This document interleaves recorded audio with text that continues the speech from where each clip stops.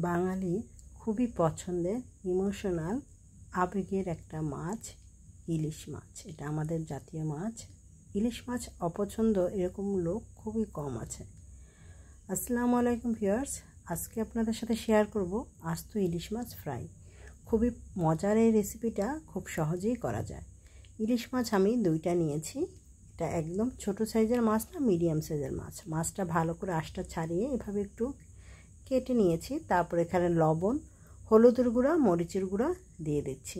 ইলিশ মাছ ভাজার জন্য কিন্তু আদা, জিরা বা অন্য কোনো মশলার প্রয়োজন হয় না। এগুলো দিলে কিন্তু ইলিশ মাছের অরিজিনাল যে স্বাদটা বা ফ্লেভারটা সেটা কিন্তু নষ্ট হয়ে যায়।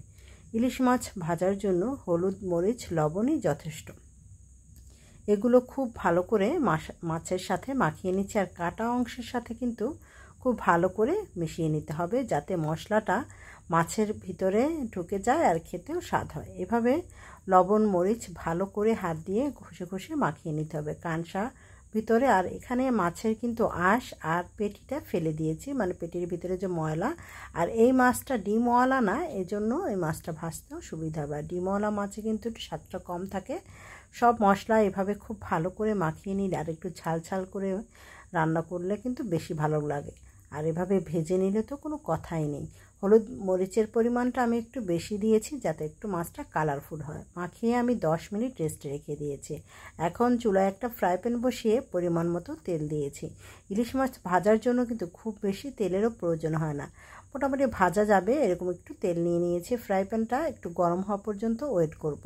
তেলটা গরম হয়ে গিয়েছে, মাছগুলোকে আমি দিয়ে দিয়েছি। মাছটা এইভাবে ম্যারিনেট করে রেখে দিলে একটু সময়, তাতে কিন্তু মাছটার ভিতরে মশলাটা ঢুকে আর খেতে স্বাদ হয়। এখন এটা একটু সময় নিয়ে ভাজতে হবে, মিডিয়াম হিটে ভাজতে হবে। এক পাশ ভাজা হয়ে গেলে উল্টে দিতে হবে। মাছটা একটু নিচ থেকে লেগে গিয়েছিল, তবে দুইটা মাছই আমি এভাবে উল্টে দিয়েছি। মাছটা দেখুন কতটা দাগ দাগ হয়েছে পর, কিন্তু মাছটা আমি উল্টে দিয়েছি। এভাবে করে মিডিয়াম টু লো হিটে মাছটাকে ভাজতে হবে। বেশি হাই হিটে ভাজলেও কিন্তু মাছটা উপর থেকে পুড়ে যাবে আর ভিতরে ভাজা ভালো হবে না, এর জন্য খেতেও ভালো লাগবে না। এই জন্য মিডিয়াম হিটে আস্তে আস্তে করে মাছটাকে ভাজতে হবে। প্রায় 15 থেকে 20 মিনিটের মতো মাছটাকে আমি ভেজে নিয়েছি। এভাবে উল্টে পাল্টে ভেজে নিলে মাছটাও ভালোভাবে হয়ে যাবে। এজন্য হাই হিটে না, মিডিয়াম টু লো হিটে আমি ভেজেছি।